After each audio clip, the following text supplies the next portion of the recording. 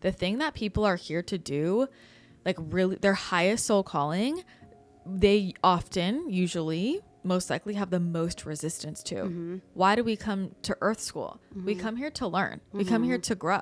And so of course your highest mission and calling is going to be your highest growth point. Like that is the pinnacle spiritual experience, awakening. That is the path to ascension. It is facing everything you're afraid of, everything you're uncomfortable with. And so what does it mean to live without fear controlling you or moving you, right? Exactly. It's like you're letting your love and your vision be greater than any fear, any discomfort. And that's where you are fully empowered. Like that's where you're fully in control, so to speak. That's where you're fully creating your reality. It doesn't matter all of those limiting beliefs or those fears or whatever else. Like I'm still doing it. And that's where you're limitless. What are your big three? Oh yeah, I was like, what is a big three? I was like, life goals? Aquarius sun, Yeah. Cancer rising, Scorpio moon. That is, what's your Mercury? I don't know. Like, Aries, I think. okay, that makes sense. Yeah. We have really similar I know charts. your new chart does. Yeah. Yes. Because I have Cancer and Scorpio. And you were Aries? Yeah. And I'm at my midheavens in Aries. Okay, yeah, because you have a lot of Aries. Mercury is how we communicate. My chart is Aries and Aquarian. Yeah. Okay. So and what's interesting, you have that balance of fire and water. Yeah. And for me, it's my two charts. They do that with each other. yeah. You know. Yeah. And that made so much sense to me when I was going through that transition. I was figuring it all out, and I heard, water keeps fire in check, and I was like, that makes sense. Need some of that. Keep yourself in check. Yeah, it needs that 100%. Yeah. Okay, so But that that's makes actually sense. literally more of us need to keep ourselves in check. You know what I mean? Yeah. Well, Hello. tell me more. Tell me more. Well, it's just like we're all looking to the external to keep us in check and Yeah. creating these routines to keep us in check. But like ultimately, we're the ones who need to keep ourselves in check. Have you always had that mindset Always. since you were a kid? Well, the thing about my childhood is that my parents didn't really give me the love and support that I desired. So I had to find that within. And it's like, if I'm going to get out of this situation, I need to keep myself in check, do the right things, follow the linear path. Yeah. And yeah, I've always had that, but it was built out of survival. And so I've had to recode that Yeah. very, very big piece of my personality from keeping myself in check from a state of expansion and joy and not survival. What did that look like before? Like the survival? It just looked like trying to prove myself, Yeah. thinking I'll be happy when, and just chasing all the wrong things. The whole like stereotypical like matrix shit.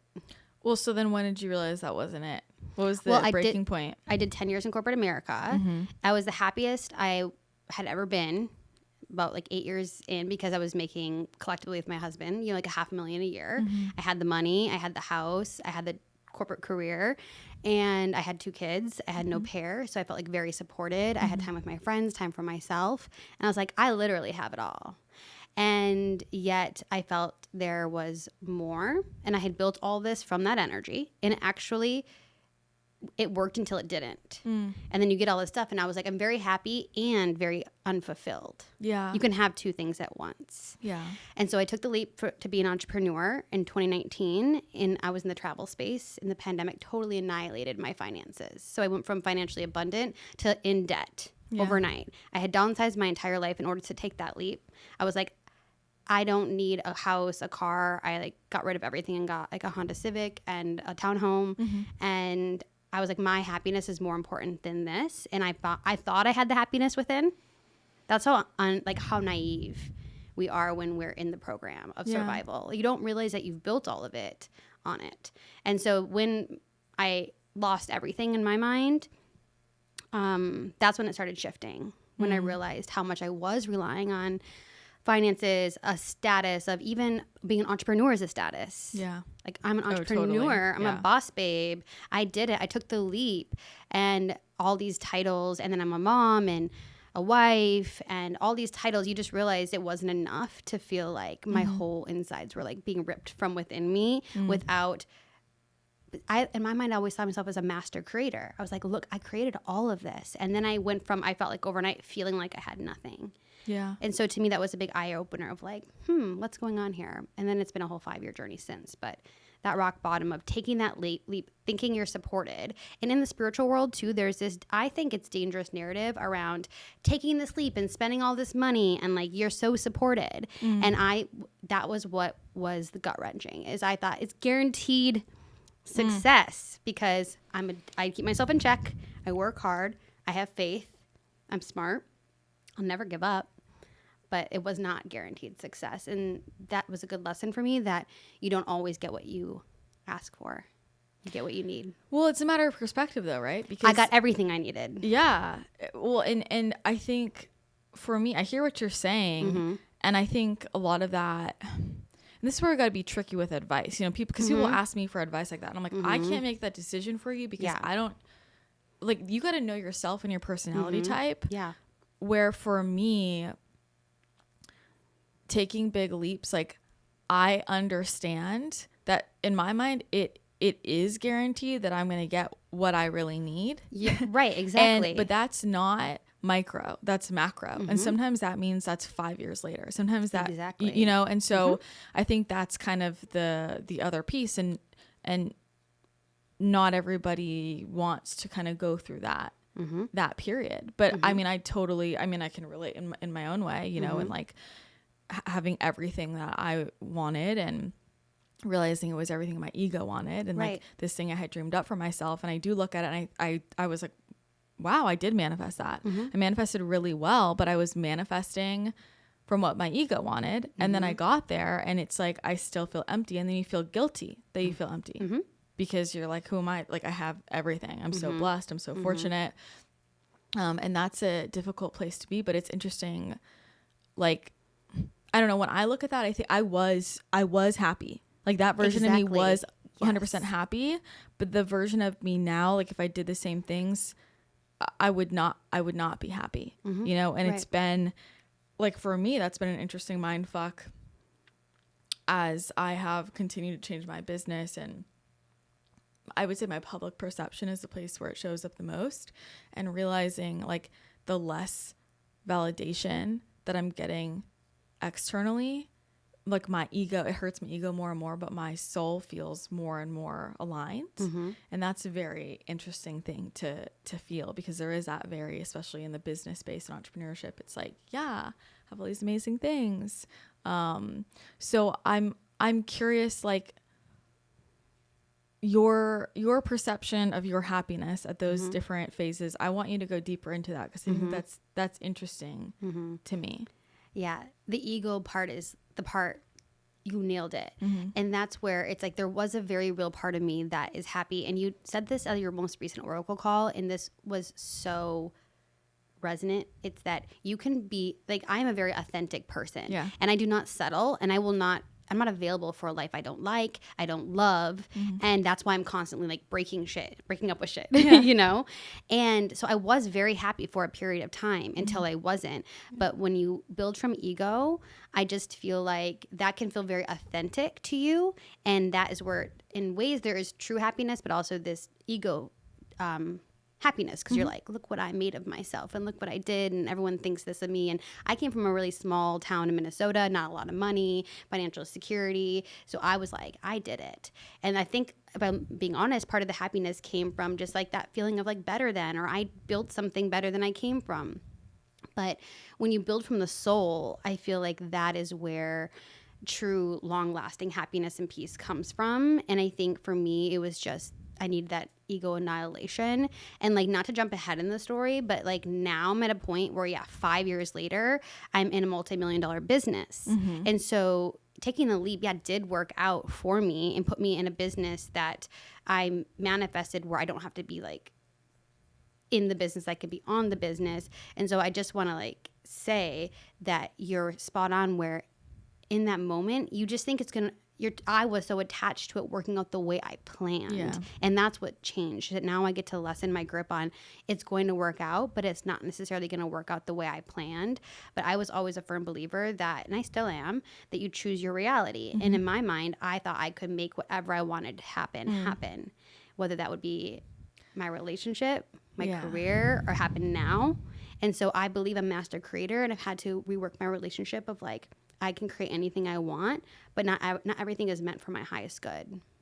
Well, it sounds like to me, and I mean, I can relate, we're very similar, but it's like, was it that I feel let down and frustrated that it's not working out the way that I want it to, like in that moment? Or is it that I'm now triggered of, can I not actually create what I want? Like to me, it feels more like I don't have the control I thought I had. Correct. And that is, I mean, I get it, Mm-hmm. that's really intense. And I think what's interesting, like when you're talking, I'm thinking, to me, it feels almost like stepping stones though. Like I also wonder about the other direction, and I see the other direction of people who don't maybe ever really build something from the ego. Like you had that whole experience of building that and really hacking the 3D, I would say. Correct. And nailing it. And then it's like next lesson, how do I 5D this shit?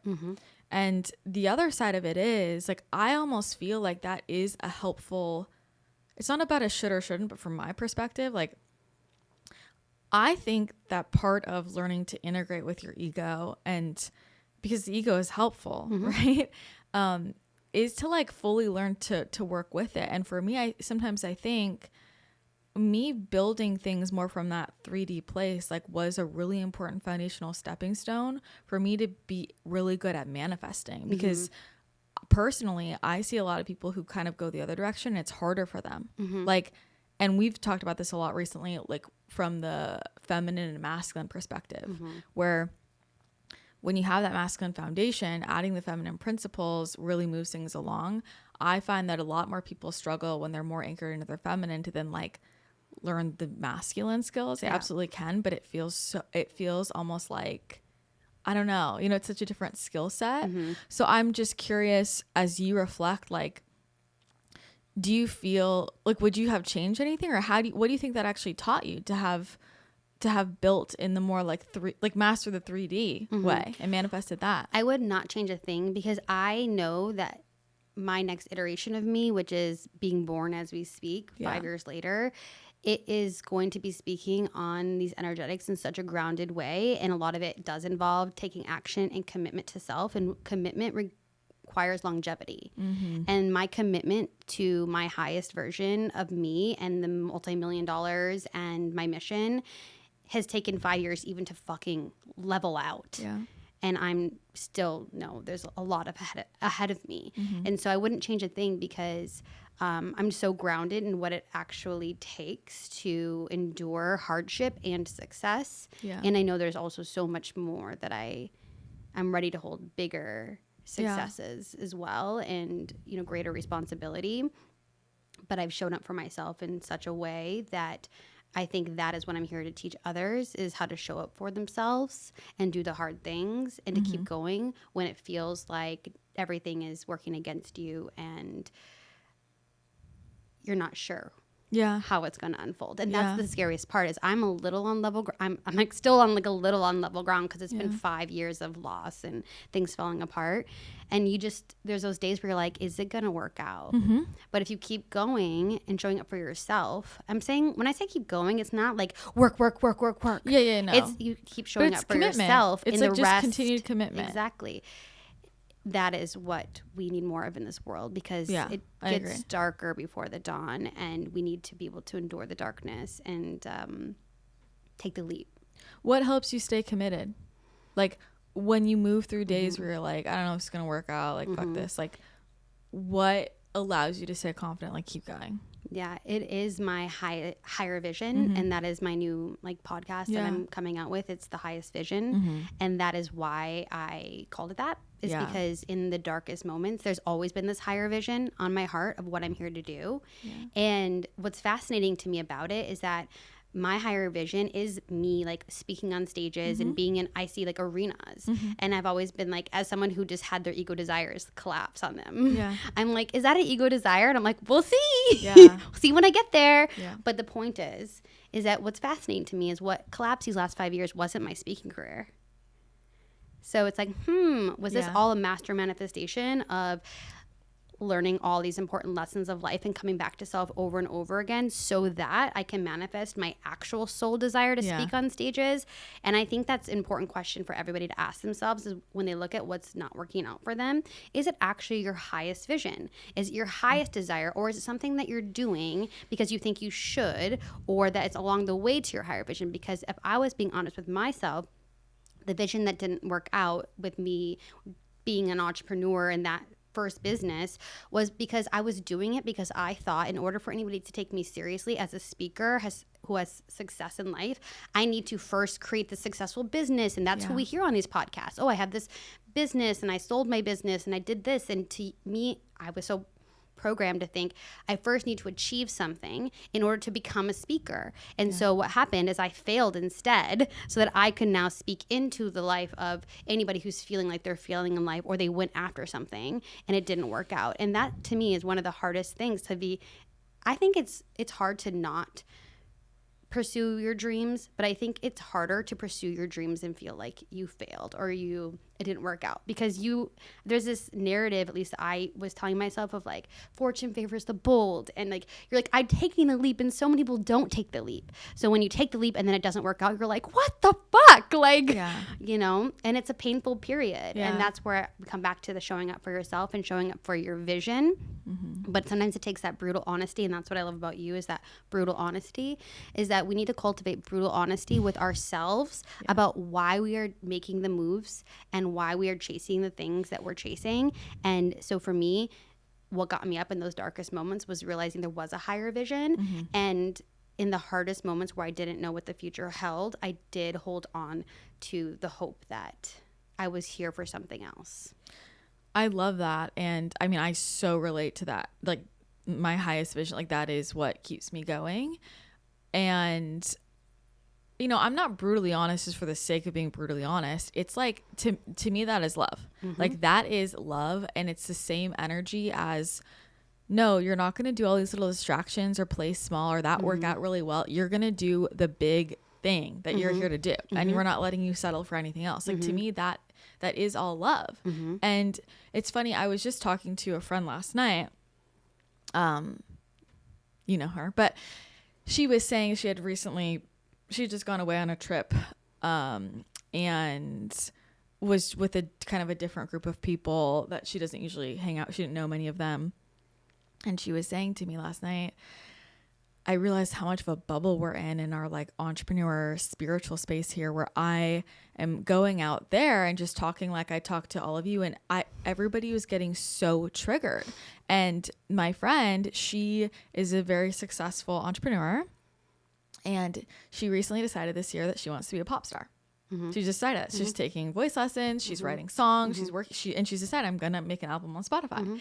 And this is the same type of energy that has allowed her to build her business. And I surround myself with people like that, right? It's like, yeah, okay, if you want to be a pop star, you're going to be a pop star. Like we don't question it. Right. And all of our friends are great. Let's do it. And she was saying, I was just saying that like I would to you guys. And the reaction was, you can't just be a pop star.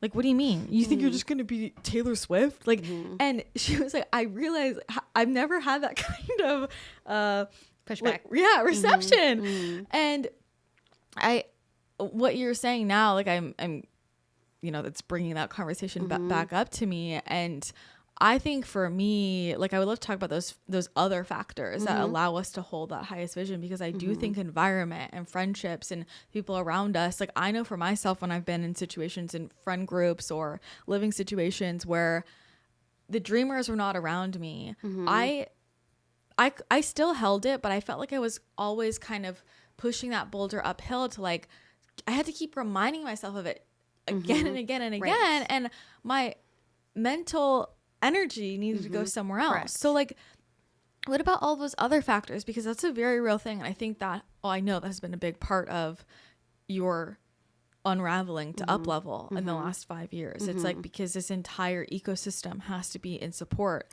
of my highest vision. And that doesn't always play out in the way that is comfortable for us. Yeah. Environment is such a huge factor.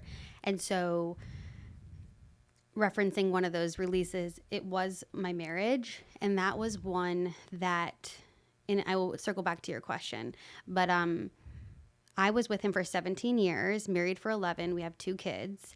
And as I was going through this up level and staying focused on the highest vision and moving forward in the way that I wanted him as part of the vision. He was part of my highest vision. And so I was like, this is the vision. Mm-hmm. Going back to choice, I was like, I can make anything happen. And you keep showing up. And sometimes things that are not meant for your highest vision just will not work. And for me, I could not let go of the thing that will not work until basically, beat my head against the wall 1,000 times. And you get to that point where you're just like, I can't do this anymore. And the reason I bring that up is because environment is essential in creating your highest vision. And there are 2 components: is either you need to make those choices again and again to act from your highest self and cultivate an environment that will only support your highest vision, and be very disciplined around saying yes to things that will give you energy. And I'm a mom, for example, and there are days where I literally want to go scream into a pillow because I'm like, these children, I just want to go do my mission. Yeah. And they are part of my mission, but I love to work and I love to show up for myself. And there are days where we have to show up for things, certain things like our children, of course, but there are a lot of things that we have to be honest about that we're choosing. And everything in your life should be a choice that supports your highest vision. And some of those choices are easy. Some of those choices are harder. And for me, the hardest was letting go of my marriage because I knew it was not part of the highest vision because I loved him. I love him still. And he was a very important part of the first part of my life because he was the first person to really see, support, and accept me and let me be me. Mm-hmm. And so I got to flourish and become that person that got to be in love and create a family as me. And I wasn't having to change who I was. And I could just be Tiffany and take off to Bali and take off to Egypt and do my, leave corporate America. And he was so supportive of that. Yeah. And not everybody has that. And so I think when it comes to holding the highest vision, it's just getting really brutally honest with yourself about saying yes to things that align with that version of you. And I always say the only way I was able to leave my marriage is because I cultivated a group of friends, soul-aligned friends. And I used to be the girl with no friends because I had this narrative that nobody understands me. I didn't belong. I was the black sheep growing up in my small Minnesota town, even in school. I didn't really have friends. I never had a boyfriend. And then I manifested my husband at 19 and fell in love. But it was always just like me and him against the world. And that's why it was really fun for a long time. Yeah. And in corporate America, of course, I didn't manifest my friends there because my energy was like, hello, I'm a robot. But that's not where my people were. And then I left corporate America and then I'm like, got to do this entrepreneur thing. And didn't really have entrepreneur friends yet. Didn't really have spiritual friends yet. It took me 4 or 5 years to really cultivate a group of friends, and that required me to show up, to go to events, to put myself out there. No. And so I was like, I'll drop that one in there for you because that is where you meet them. You're not going to find them. You're not going to, maybe you'll bump into them at the coffee shop. That did happen once. But you had to put yourself in environments. Yeah. And actually, like my best friend,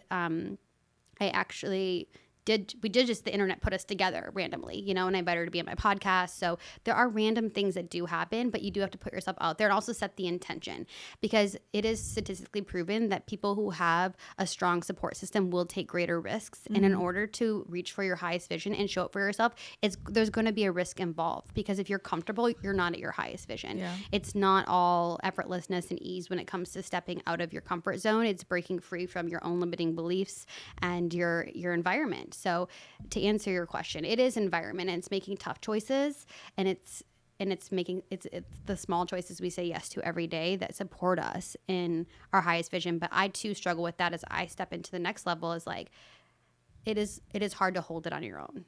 Yeah. You have to have even just whether it's your. I don't think we're meant to. Exactly. You need to have those friends. You need to have that support system holding it alongside you. 100%. Well, let me ask you, how did you know that he wasn't part of this next iteration, this next chapter? Like, how did you know it was out of alignment? Because I think, as we've talked about in other settings, it's I don't want to say easier because I don't want to compare situations, but when there's a logical justification, like there's this glaringly obvious, this is not okay, this is not going to work. And even then it's not always easy, right? But when there's a logical justification, it can be a little easier for our brains to wrap around the idea of I'm going to exit this. But when it's I love you and I love this and I love what we've built and you're so supportive and all these amazing things come, but something is off. Like for some reason, I'm not seeing you in like the next place I'm going. How do you navigate that? How do you really trust that and recognize that? Like, what was that process like for you? Yeah, it was so challenging because I, in my mind, had told myself the story that like I will be more powerful with him because he was my support system. But eventually when you show up for something, and I was so committed to him and you've tried everything, you have to just, again, get honest with yourself and say, I put everything into this and it's still not working the way. It's all about resonance. Yeah. It's just, you could feel it's just not working because it wasn't a matter of love. I love him. And that was the hardest thing. It was like that age old, like we just kind of grew apart. Yeah. And I think I just knew because I put my all into it and it just still wasn't working. And then the universe sends you little signs to like, I like ordered a grill and I ordered like a dryer and they were both like wrong. I was like, okay, like this house, something they're trying to show me. That little things. Did you feel like they were pushing out of the house or like the marriage? I thought that, but then now I've been trying to get out of the house and they're keeping me there. So okay. Yeah, just like little, but there was things that he wanted me to order for. It was kind of like related to him. Yeah. Did you in the back of your mind, like I'm genuinely curious because I have been in I haven't been in a marriage like that, but in relationships like where that is the thing. It's happened a few times that needs to be adjusted and there have been times where genuinely, like, I did not think that was a thing. Like, that never came up in my mind until, like, deep in it. And there have been other times where deep within, there was a piece of me that kind of knew, like, maybe this is off. And I'm curious in your experience with this. Yeah. Was it something where, like, deep within you kind of knew there's a vibrational mismatch here? Or was it like, this is the last thing I would ever expect? I had no idea. I, like, literally did not see it coming. Yeah. Because again, my highest vision always included him. And there was so much that was right, but it was like the resonance was just off. That like no matter what I could do, it's like even hard to put into words. And that, going back to your point with the logical mind, is I would have loved to tell you, I had this gut feeling or whatever. Yeah. But I honestly didn't see it coming. Well, I'm glad you're saying that though, because that's what people need to understand. Yeah. Because that's the really hard one for me, like navigating with clients or friends. Like it's because people think like, wouldn't I know all along? And like sometimes no. And I mean, I'm curious how you even perceive that big picture. Like, do you feel like that was a soul contract that was completed? Do you feel like he was just supposed to get you to a certain direction, like a certain place, and then it was up, and then next chapter? Do you feel like you made a vibrational timeline shift and so all of the resonance changed? Like, I'm just curious how you perceive that spiritually. I feel like it was like a soul contract that was up, that we were meant to be in each other's lives. And I also feel like we were meant to end it in a new paradigm way from love and not from, it's easier. Like, trust me, there are days, obviously I do have anger towards him and resentment. There are days where I want to tune into that and just be like, bye, get out of my life. It's so much easier that way. Yeah. But I choose to show up just like I did to show up for him in love and trying to make it work. Is that I have to exit with love, and I'm trying to figure out what that looks like, because to be in the energy of someone you love, it is harder to let go. Yeah. And something you always said that helped me is that, we can let go, but it doesn't mean that you're losing something. And I've cultivated that attitude where I'm letting go, but I don't necessarily, doesn't mean I have to lose him completely. But for some people that might not work, because it takes the strength to stay on your mission and to stay in your alignment when you have this energy that is being reworked. It was an energy that was mishmashing, and now it's like, how do I bring this energy into my life in a new way? And it's like a new contract where now we get to co-parent together, and we have a business together. We have that business, the multi-million-dollar business. That's with him. So he is the CEO and I'm the COO, and we still are making it work. And and so I do feel like he was a very important part of my path to see me and support me. But now the part of the path I'm on is to see and support myself. Yeah. And everything I gave to him, I have to give to myself now. And in ways, like, I'm very resistant to that because it is easier to actually give to someone else. It was easier for me to just put my all into my family. And I felt it was like a very noble mission, like showing up for love and like loving somebody unconditionally, like not trying to change them and just staying with them because you are going to love them unconditionally. But ultimately, when the contract is up and it's not working, that's when you have to, for me, that was my opportunity to shift into like, now it's come to a point where staying in this relationship is not like honoring myself. Well, it's not honoring either of you. That's the thing. Exactly. People really misunderstand unconditional love. I mean, that's what the whole book's about. You know? Exactly. I cannot wait for this fucking book. And that was the real thing for me reading that back. Like I had, we did this podcast and I was like, it was reading this book. I entered like my final read of this book and even my initial edit. And this is part of why it was taking me so long to work through. I was like, I'm not sure about this relationship, and it's not a logical thing for me. It's like, why am I feeling, what is going on? And there were a lot of places that really hit me, and it was all the times they said, like, if you really love someone, like, and the contract is over and you're staying in the relationship, you're not acting from love for them. And I was like, shit, like, it's true. Yeah, it's true. And we don't hear that enough. Yeah. And I feel it's so important for people who end contracts and create new ones in the way that you are to share that, because there are so many people that have created lives with each other and then it's complete, and people stay in non-resonant situations because we have kids together, because we have a business together, because our finances are entangled. And it's like, there's going to be real world stuff, but it's kind of like, put on your big girl pants and like, you can navigate it. And I think that a lot more people need more examples of like, how did we do this? How are we co-parenting? Like, how did we, we have a business together. Like, you are very energetically entangled and there's still a way to honor your own truth, because I know that a lot of people are in this situation right now and people are not wanting to make a move because they're stuck on the logistics. And so I just want to say that I like your sharing about this is so powerful, and especially with the kids, like that's an experience I know not of. I can only like learn about it and hear about it. Unless I was in that situation myself, I can only imagine, but I think that's a big piece of when we talk about creating the new earth and like, how are we actually going to relate to each other? Everybody thinks they're so new earthy in their own bubble, but it's like, there are other people involved, and how do you show up with that? Like, we have to maintain that frequency even when we uncouple. And to your point, it's like, it's easier just to walk away, but like you can't.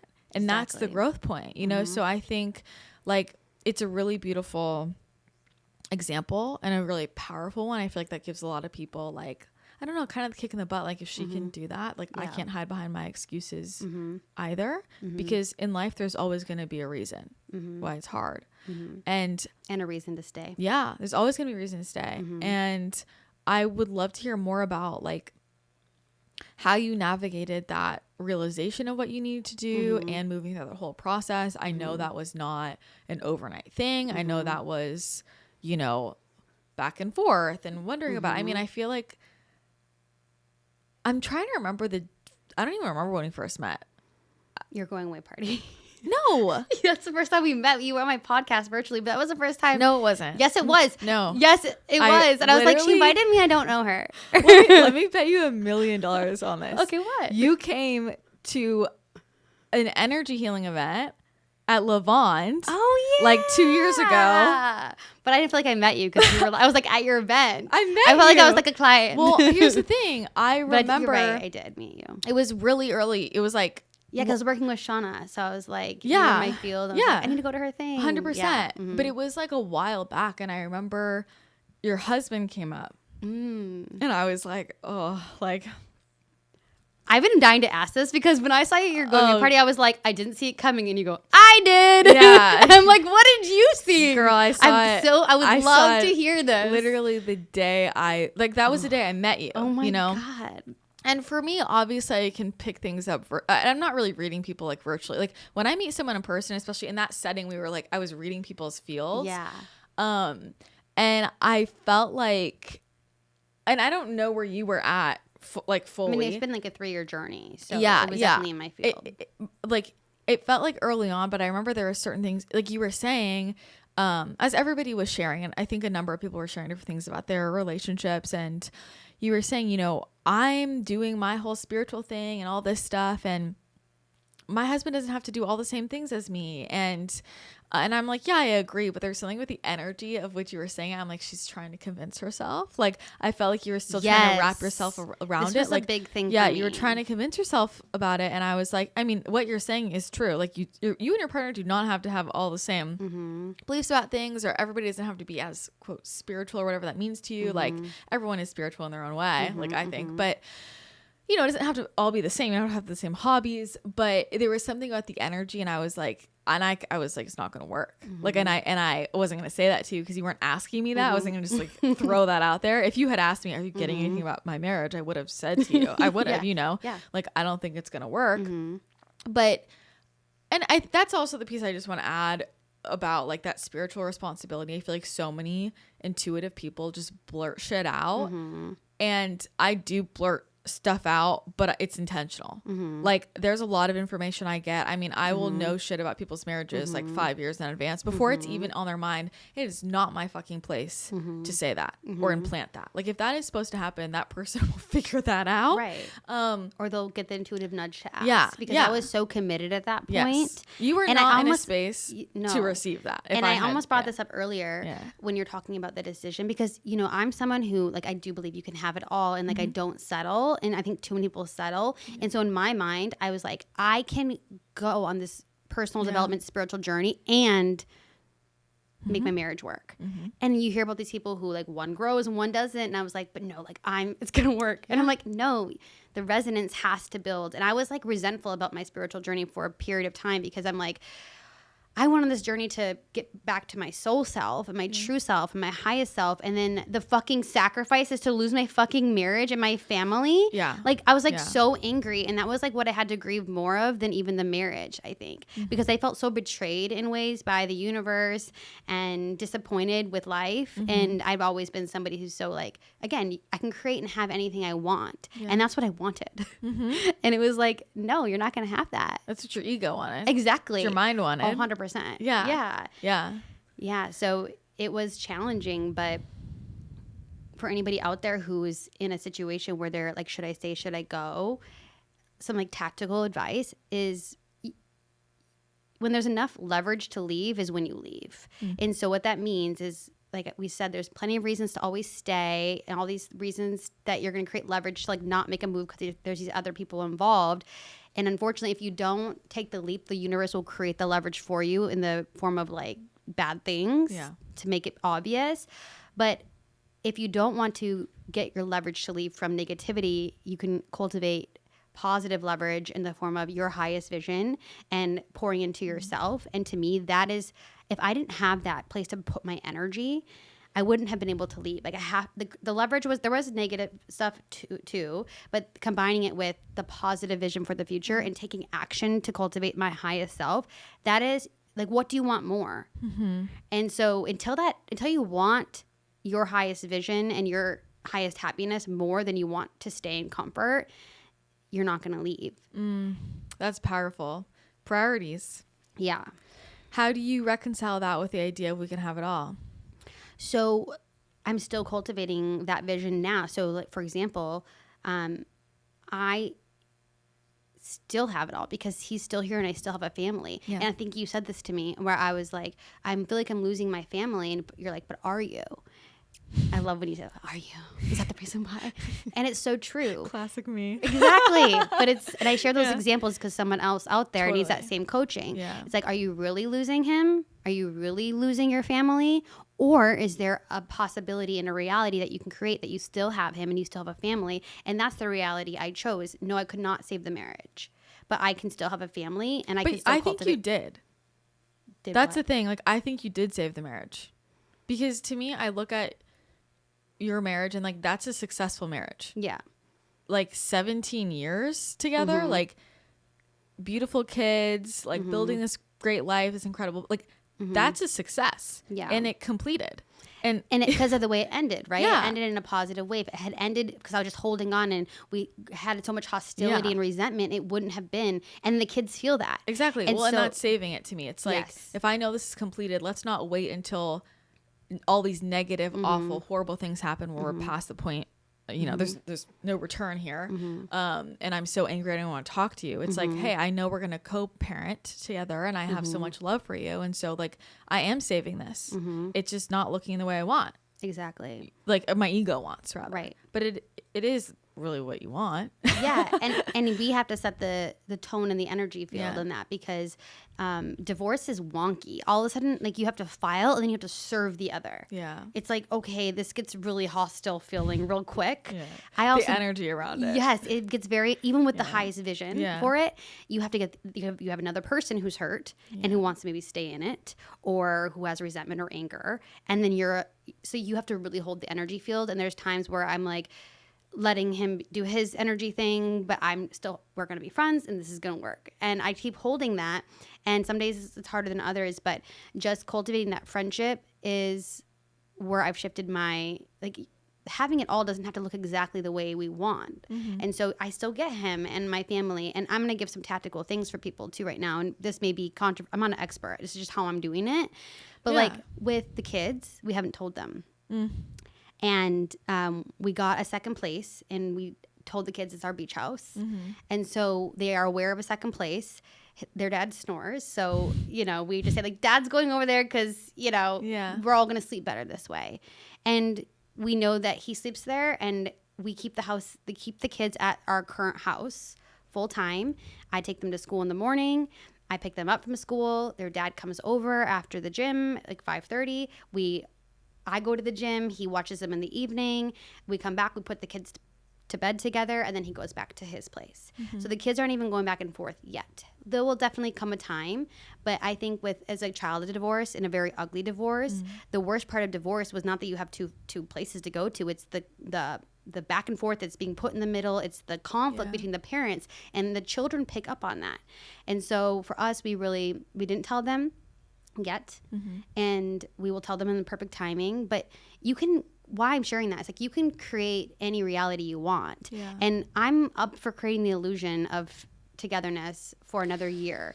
And so they don't know, and then their actually energy has improved since, because we're not under the same house bickering and fighting. They actually seem happier, and I think they intuitively know. And so, but that's good. Like, let's ease them into it.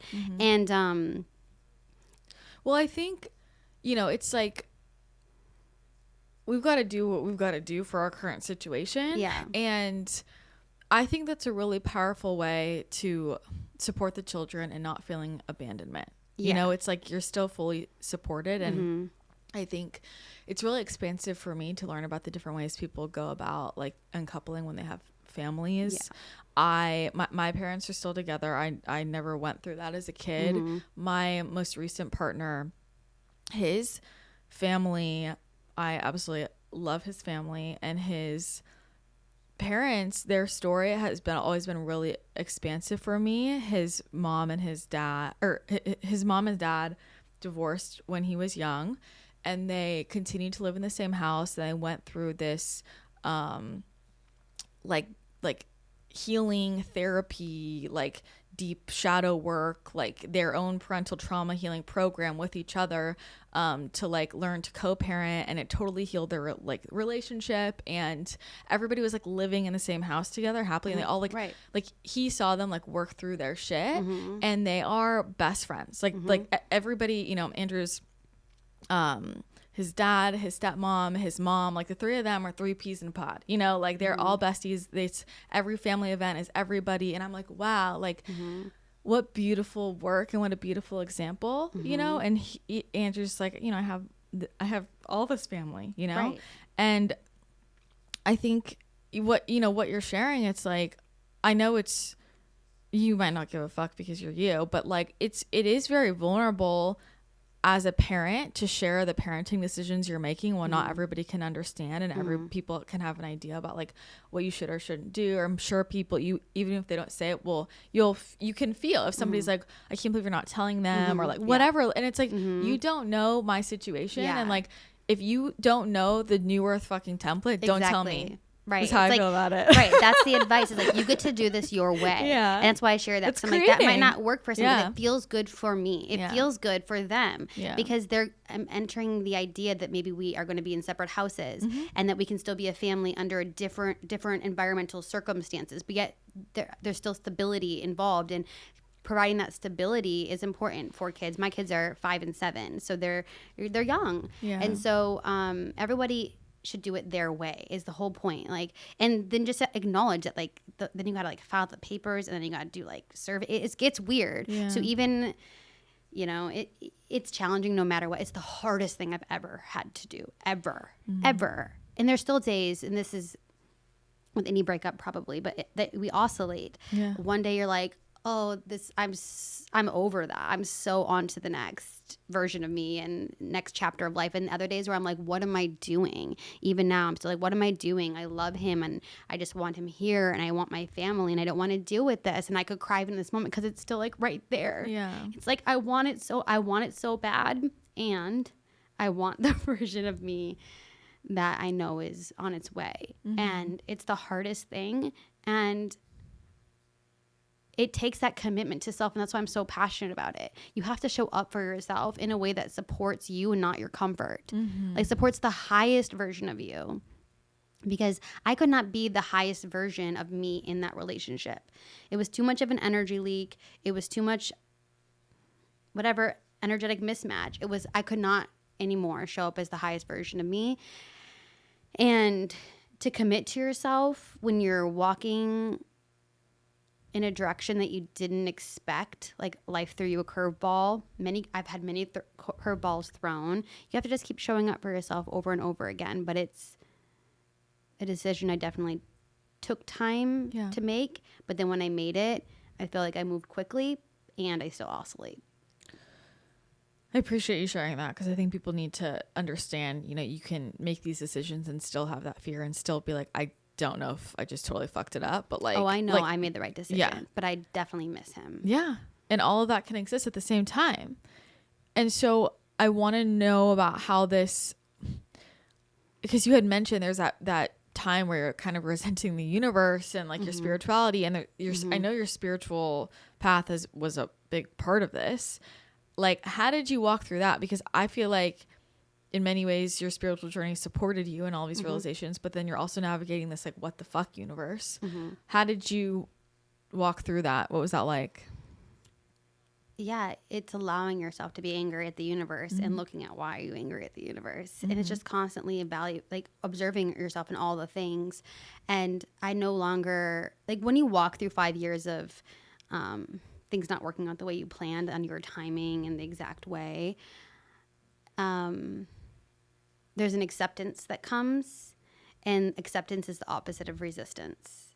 And so the journey was just, in that moment of time, I resisted it. And then eventually you just come to this acceptance of like trusting that everything is happening for you. And it's so cliche, because when you're like in that moment and you're like looking at your bank account, you're looking at your marriage, you're like, this is happening for me. Yeah. But you know deep down that it is happening for you. Yeah. And it's cultivating that faith. And I feel like a lot of us, this journey the past few years has been a lot of us facing our deepest fears so that we can witness the resistance and the dissonance between who we truly are and the opportunity to strengthen that self-trust and trust in the universe. And they're both very related. They're the same. Right. So it's cultivating those moments of doubt. We're just cultivating that trust so that I can take bigger leaps. And so I can actually go after my highest vision now, versus like doing little small things behind the scenes, thinking I was going after my highest vision. Like, no, I'm going to go do it now and be seen. And I wouldn't take back any of that journey, because it got me to the point of like allowing myself to show up completely as I am and trust that I'm supported. And when you trust that you're supported, I don't live in scarcity and lack like I used to. Because when you trust you're supported, you're like, even if it doesn't work out the way I wanted, because hello, I did that. Yeah. I'm still okay. Yeah. 100%. And you have to live through that sometimes to actually say, a lot of people say they trust the universe, but do you trust it when something horrific happens and shit does not work out for not 1 year, not 2 years, like 5 years, when you're like, I did the righteous thing. I left corporate America. I left the matrix. And I'm like, you're like, what the fuck is happening? And then you see what's happening, but it takes some time. I mean, for me, that trust, like,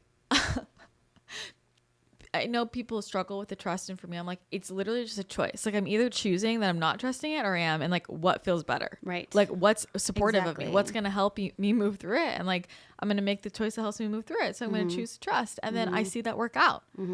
My beliefs are validated. Yeah, you know. So I think that choice is really powerful, and I'm curious. I don't even know, like, when did your spiritual awakening happen? Like, have you always... so generic, 2020. Classic. Like, what exactly happened? Like, yeah, that was when that's when I lost everything in my mind, and it was just like everything opened up. I remember coming down at like Christmas being like, oh, this fucking holiday again, here I am in the fucking Matrix. But like, where did that even come up? Like, was there a person or a book you read? No, like, it was just like, the snap of the fingers overnight. You're like, I see everything. Okay. That's all it was. Yeah. Wow. I know. Interesting. And so that's why I was like, literally, get me the fuck off Earth. Like, this sucks. So, I lost everything. I see everything. Yeah. And then I'm like, how do I rebuild from the Matrix has collapsed? Yeah. And that's what got me into spirituality. Okay. I wasn't really spiritual. Yeah. I wasn't religious. So did you like immediately start your podcast? You started a podcast called Break the Matrix. No, I started, the first iteration was Dream Life. Oh. In 2021. Okay. Because it was 2020. Okay. Yeah, it was all about questioning what is living the dream. And the story that we all told of like, what is happiness? Yeah. And then, I lived it and I'm like, this is not it. And then I went to the entrepreneurial space, and even before all of it collapsed, I'm like, well, these people don't seem very happy either. Yeah. I thought that's where happiness was. Let's talk about it. Yeah. And I'm like, you guys are all burnt out. You're like selling your soul to your business. Like, you are not, this is not freedom. Oh, it's not it. No, so it was like, you guys, and then I was also I was a new mom. I'm like, so the stay-at-home moms are miserable. People at corporate America are miserable. The entrepreneurs are miserable. And that was where I was like, where is the freedom? And that's where the world started kind of like falling in on me a little bit. And that's kind of what provoked the awakening too, is like, I saw all these three groups of people. Those are essentially like the three paths. You could be a nomad, I guess. I don't know any of them. Maybe they're happy. But I was like, whoa, as an Aquarius, freedom is like a very strong value of mine. And I felt like I couldn't find my way into freedom. And I was like, I'm stuck here on Earth in this. Yeah. I mean, is that not what everybody's looking for though, at our core? Like, freedom. I think it's freedom. And I don't know. We have so much working against us, but I was going to say freedom to be ourselves. Mm-hmm.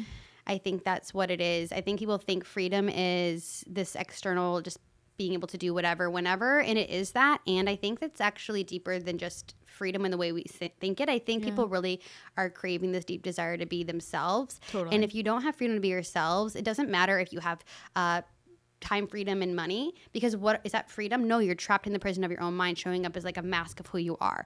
And this authenticity piece has always been, I think, a reason why I don't actually connect with a lot of people, because I can see right through all that. I'm like, you're not real. Yeah.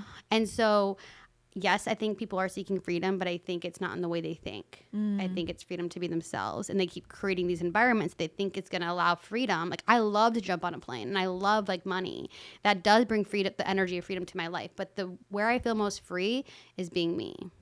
Literally 100,000,000%. And for me, that relates back to what I was saying before about like, I don't know, sometimes the more in the 3D, I feel like, people don't get me, or like people don't like what it's like all these weird things go on, but I feel more free personally. Like, I'm just being myself, saying whatever the fuck I want. And like, even if there's backlash or people don't get it, or I'm quote losing people, like, I'm gaining myself. Yes. And that is everything. And I mean, I've lived it, and I see it with so many people around me, like people who they have complete financial freedom, they have time freedom, they can go wherever they want in the world, and they are trapped in their minds, really. Yeah. And that's, it's, who's that helping? I'm gonna help. But yeah, it's like, we have to help them unlock their own, obviously prison that they've created. And a lot of it, some of it is external and some of it is internal. And it starts sometimes with the external, cultivating those spaces and places and people that you can be yourself. Yeah. Because when you start to become yourself, you make choices that align with who you truly are versus who you think you should be. So I actually think a lot of people like do it backwards. You need to start with learning to cultivate an environment where you can show up truly as yourself and learn remember like your true energy of authenticity versus this ego energy of authenticity where it's not truly us. It's a version of us, but not our soul self. I think the thing is that most people don't really know who they are.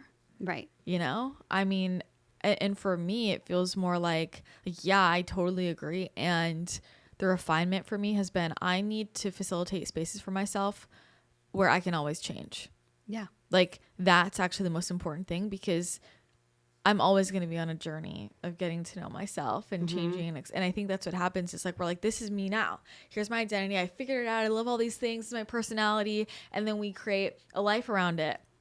We choose to live somewhere. We have friends. We create a job. And then we go through a death and rebirth as we fucking do. And then it's like, this isn't me anymore. And now I feel blocked by my friends. And it's like, right. So that is a quality I look for in all my environments and the people around me. Like, does anything go? And when I look at all my friends that have stuck with me through all this crazy shit, it's like, I could say anything. I could say, like, I'm going anywhere. I'm doing anything. I'm changing my career, and nobody, cool. Whatever personality you want to wear today, I don't give a shit. And I want to point that out because I think that that equals freedom 100%. For me 100%, because it's like that's authenticity. Yeah. But let me ask you this, as you were saying this, I'm wondering, most people, like you said, don't know who they are, but like if they all did, would we all be fucking ego deathing and like changing who we are constantly? Because isn't the natural 100% cycle of life growth? And so are you because I feel like you're speaking to like authenticity, where people think like, I figured out who I am. And I think that's the thing, is like, no, authenticity is allowing yourself to constantly grow and change and evolve. Otherwise, look what happens with a marriage, for example. 100%. When you spiral out and do like your own random thing. But I wonder if there's a reality where we're all authentic and we're all constantly every other fucking day. And that's why I'm so bored of people, probably. Yeah. Because I'm like, you're not actually authentic. Because if you were being authentic, you'd be exciting me with a new adventure or something every day. So it's like, I hear you, and I'm but the thing is, everybody I know, I only allow authenticity into my field, and everybody who I know is constantly reinventing themselves. Totally, same. So, but like, I think that's actually like everybody's blueprint, maybe. No, but I was going to ask, do you think, because does anybody come to Earth and they're just like, I'm this version of me always? No, absolutely not. I think that's kind of the point of like, for people to re-understand authenticity, because people are, it's like, who am I? People are trying to figure out like, who am I? And once I figure that out, then I can make these decisions. And that's what I hear from people with like their relationships and their businesses. Like, once I figure this out, then I'll know what to do. And kind of the point is, you're never going to have it fully figured out. Like that's, when you think you figured it out, you're going to grow and evolve, because you've going to keep happening. Yeah. The experiences that you've chosen have changed you into a new version of you. 100%. Well, here's what I'm curious about. In this commitment to freedom, and also this commitment to, I'm not going to settle, where is the line between like always chasing, or like the grass is always greener? Like, how do you know that that's not going on versus genuinely like there's more for me? Yeah, that's a tricky one. And when I talk about it, I'm talking about it now from like my true self. And I always think about, oh fuck, what if I'm talking into somebody's like ego, or they're like chasing? You never know the energetics behind what you're doing it. But it all comes back to energy. And so it's mastering an understanding of when you are in an energy of alignment and truth and expansion versus an alignment of scarcity and proving and not enoughness and fear. And the new template from which we are all being challenged to create with is acting from love of self and enjoyment of life. And it sounds fun and it sounds expansive. And sometimes it is challenging. Like, you have to do shitty like admin stuff or something, for, a higher vision. I'm not saying everything is that way, but it's getting really good at understanding the energy from which you are moving. And when you master that, you can master your entire life. And when I look at why my life got wiped away the way it did, is because fear and scarcity had infiltrated it. And so now I have this smooth foundation upon which I can build actual truth, authenticity and joy and fulfillment moving from a different energy. And I believe that the reason so many of us, our lives have collapsed the past few years is because most humans, we build from fear, because that's a pervasive program here on earth. And I think it's time that we act in love. And so only we can know when we're acting from truth, from joy, from excitement. And I become disciplined and not moving unless it moves me, because I used to be somebody who would force things, and I tattooed it on my body, the word force, because I need that reminder that if I feel like I'm forcing something versus allowing a higher force to move through me and trusting a higher force is supporting me, then I don't do it. And I hear what you're saying as far as I'm also a huge advocate of taking action and discipline. And so it does not feel good to be disciplined. And right now I'm quantum leaping into this next version of me, and I'm making this huge commitment to myself by, for example, not only relaunching my podcast, but I'm going to do daily IG lives, because I want to cultivate that energy of commitment that I show up every day using my voice. But like, I do not want to do it. And I'm very afraid of like, do I have the energy for that? Is that a right decision? But until you fucking do it, but I know I'm doing it from a good place.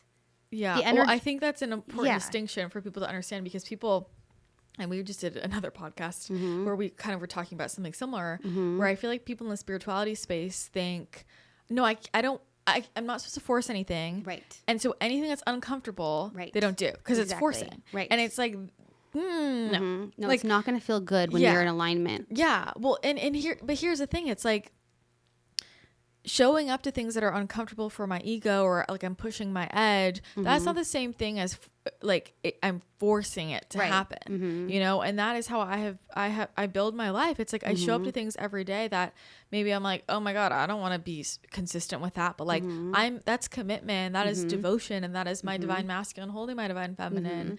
And so I think that's a really important example that you're giving. It's like, what's moving me? I'm not going to force it. And also like, hey, I'm going to show up this every single day and like be in this commitment energy, even though there's a piece of me that's like, I don't know if I'm going to have the energy for it.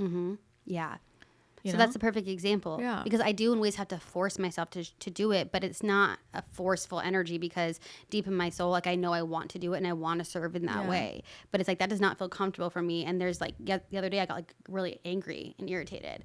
Like, so that's how it shows up in me. Sometimes I get really angry that I have to do it, and I just scream. I'm like, motherfucker. Like, I get really angry. I don't like that it feels hard. I want it to just be like, show up. And that was a question I had for you too, is you said on one of your Oracle calls that you're like, sometimes the thing we're most destined to do, it's the hardest thing. And sometimes, you know, the people who are meant to speak on stage, they're the most afraid. And people who are, you know, fucking, it's not their soul's calling, they just get up easily. And that's my question for you, because I know somebody else will benefit, is why is it so hard for us to show up for the things that we're destined for and that are part of our soul mission? Because that is the part where I get fucking angry some days. I'm like, I know I need to do it. God damn it. I ask this question of the, so I'm not alone. The spirits all the time. And because it grinds, I have the same shit. Like, I have the same shit. And I'm so grateful that I can tap in and out, because I have these same fucking questions, right? And that is something that has been really eye-opening for me with my work. It's very helpful for me to have such a large data set of people whose energy bodies and soul records I'm reading, because it's a way for me to look at it from, you know, get a ton of different data from different people where I'm removed. Like, I don't have a personal, you know, like, versus my own resistance. And it's been all of that data I've collected and doing those readings again and again and again, where I start to notice, wow, like, the thing that people are here to do, like, really their highest soul calling, they often, usually, most likely have the most resistance to. And the quote reason, I guess, I think, you know, one aspect is, usually you've been training for it for lifetimes and you have a lot of past life trauma from it. You've been killed for doing it before. And so we will have that very visceral fear of, I might die for doing this again. Right. But the other thing is, why do we come to Earth School? We come here to learn. We come here to grow. And so, of course, your highest mission and calling is going to be your highest growth point. Like, that is the pinnacle spiritual experience, awakening. That is the path to ascension. It is facing everything you're afraid of, everything you're uncomfortable with. And so it's like greatest risk, greatest reward. You know, I think about, like, how can I have a vision for myself so clearly of where I'm meant to be. And at the same time, that's the thing I'm scared of the most and want to run away from the most in no fucking way. Because me showing up to it, it's going to be my highest growth. Everything I have to move through to do that, like that is how I truly become next level, fully embodied, fully empowered me. I've got to break through all of that resistance. And that is the point of this. If we have chosen the ascension experience, that is the point. You're not ascending if it's, yeah, this is my mission and I'm comfortable and I'm chilling and here we go. Like that's not ascension. That is comfort and that's joy. And you can choose a life of that, but then you're going to come back and you're going to keep doing it until you choose ascension, which is like, what does it mean to live without fear controlling you, removing you, right? Exactly. It's like you're letting your love and your vision be greater than any fear, any discomfort. And that's where you are fully empowered. Like that's where you're fully in control, so to speak. That's where you're fully creating your reality. It doesn't matter all of those limiting beliefs or those fears or whatever else. Like I'm still doing it. And that's where you're limitless. Yeah. So to me, you know, the more I think about it, it makes so much sense. And I think about it with sometimes people I think about it with dating sometimes. And sometimes the people we have the most resistance to, like that trigger us the most, end up being our best friend, or our divine life partner. Like there's a reason we have such an intense energetic response. And I know that to be true of some of the most crucial people in my life in terms of my growth. A lot of them, when I met them, and I've shared this before, like I was immediately very triggered. Like, I don't like that. I don't like that. And it was because I was feeling that, like that vibrational gap and where they could help me calibrate to. And I have that intense emotion. We talk about, you know, like the God zoom, like that point where you go around the loop to the point where hate and love, you're at the same place. Right. And it's like, do I actually hate this or do I love it? And that's passion and that's intensity. And you see what I'm saying? That's true. And so when I think about like this next level life, that fear is like right next to your highest exactly self. It's like that greatest fear is right next to that greatest like joy and love. It's like all the fucking same thing. It's like I'm almost there. Is this extreme anxiety? So it's like, if I'm this great, I'm almost there. Is this extreme anxiety or is this extreme excitement? Like we confuse the two. We're feeling an intense energy. And when you feel an intense energy, that's telling you something, right? That's how you navigate life. It's like, if I'm just floating along and the second I feel an intense energy, it's telling me something. It's either really for me or maybe really not. I think sometimes we can get confused about what they are. So it's not an answer. My human doesn't like it. Like, and I have to navigate this shit. I'm still navigating it, you know, like, and I have my tools to keep navigating it, but it's a very real part of the human experience. Like that's the growth. Like if I sat here and I was like, yeah, no, I have no discomfort and like where I'm supposed to go, I wouldn't be ascending. I wouldn't be learning. Like that's not the point of incarnating. Then I just stay a fucking orb out there. Right. And that's where we develop that deepest faith and trust in self, is like right past our greatest fear. And that's what we're really here for, right? It's 100%. Not just to do the thing. It's to cultivate that relationship with self.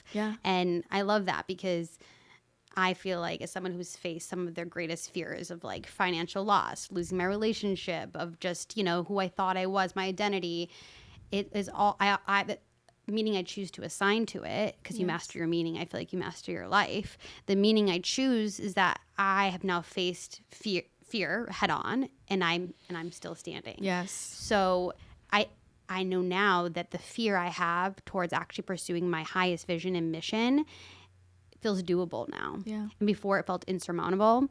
And that's why we hide and we do like the smaller little things, because we're like, this is all I can literally energetically hold right now.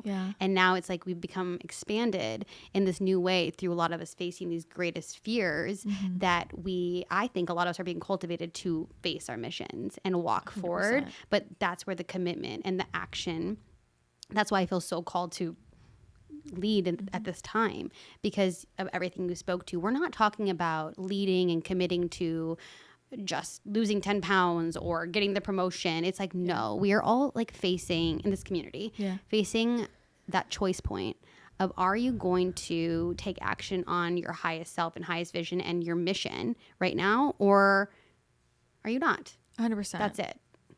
Well, all of those other things in our life to me are preparing us, but they're also like vibrational examples. I'm like, if I can't show up for myself through this, how the fuck do I think I'm going to live my mission, my highest mission? Like this is the warm up. This is the warm up before we go to the championship game. Yeah. And I think, you know, if people who are here are living the championship game, and I think about how the experiences in my life have strengthened me and thickened my skin to the point where the things I do now, I don't even think twice about it. And that was all preparing me. And going back to liberation, what I'll say, and I'm sure, you know, you might feel the same. It was like, you know, when in my head, all these things I'm most afraid of, quote unquote, like, you know, I'm losing this, rejection, people talking shit in this way, public defamation, like all these things that I have in my head about, I'm afraid of this. When I faced it head on and like dealt with it and then survived and then thrived, I'm like, I'm free. I'm literally free from that fear. Right. And that is living in liberation. Right. You know, so I think it comes full circle about like, you just go through all of us losing everything and you're in freedom because it's like, I did it and I survived and I was okay. Right. And so. Right. It's fear does not control me anymore. Yes. Yeah. Whether that's fear to be yourself or to pursue your dream. That is back to the point of like, what is freedom? It's like, ultimately it's freeing yourself from fear. Yeah. And that shows up in all the ways. 100%.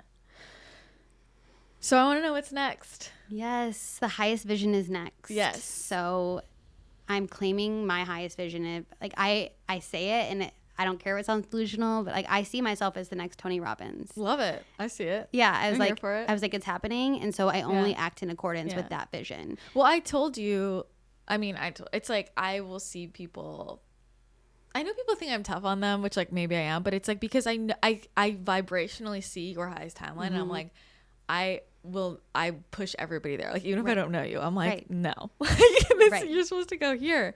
And that's your vibrational coding. 100%. Like, yeah, I'm here for it. Yeah. So it's speaking. Yeah. And anything that does not align to my highest vision of speaking, I'm saying no to. For example, I just had to put down my dog, which is like another thing I had to lose. And I'm like, should I get another dog? And I was like, it doesn't align to my speaking career. Sorry. And like, thank you. My poor pup. Yeah. And then like people invite me to like this retreat. And I'm like, it doesn't align to like my speaking career. I'm just really at this season of life. Like I'm always here for fun. If it feels like fun, I'm here for fun and joy. But next up is just this commitment to self, showing up as the highest version of me. And that looks like the podcast, Highest Vision. It looks like doing my daily IG lives for at least 100 days, 100 weekdays. And then we'll see what goes next. I'm currently training and learning to become a corporate speaker so I can get on stages because I feel that my message is for the masses. It's showing up with that commitment to self and not just in the spiritual community. And so I do actually want to be like Trojan horsing the corporations and speaking into the highest vision. But like I know that I will be unlocking their actual, true, authentic selves and highest vision, which may not involve the corporations. But it may. We can't have everybody leave. Yeah. And I just believe that my voice is my medicine and my magic. And so speaking is what's next for me, and encouraging other people to be equally committed to whatever is the highest vision on their heart. I love that so much. Also, I have some connects for you. Oh, good. Manifesting that. So. Yes. So the podcast when this comes out, will be like up, right?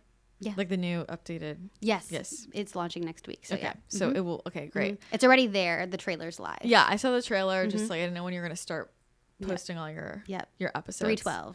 Perfect. Amazing. Well, I can't wait for this new iteration for you. Thank you. You're a star in every way. Thank you. I'm grateful we connected, and your mission is really important. And it's really inspiring, and I know that this conversation is going to activate a lot of people. So thank you for your bravery in living it and sharing it. I appreciate it. Thank you for being literally my pillar of strength through this. I was like, I'm only listening to Christina's podcast. I'm part of your membership. You don't know what the God Zoom is that we were talking about. Go join her Oracle. Go figure out that call. I think it was around February 1st because I was in Arizona. But literally, your words have been so paramount in creating the new paradigm because there's so much echo chamber regurgitation out there. Yeah. And I want to also share with somebody out there that I had this like as a screensaver forever. It said, you said this, is it a risk or is it you aligning yourself with everything you ever desired? Oh, wow. So when ask did I say that? I don't remember, but did I say that? probably in the summer. I can't remember. Probably wasn't me. But I was like, either way, it came from you. It came from you. And I want you to ask yourself, listeners, is it a risk or is it you aligning yourself with everything you ever desired? Mm-hmm. That kept me through it. Wow. Thank you. That hit me. Right? I was like, it never gets old. So I was like, I got to drop it in here because it's too good. It's too good. So thank you, Christina, or spirits or Oracle. We don't know. Thank you. That I'm like going to cry. We'll talk about it. But this has been amazing. And I'm just really grateful for you. Thank you for having me. This was seriously such a blessing. True miracle. Thank you. Full circle. Yes. Instant manifestation, as I said. I love it. Love it. Thank you.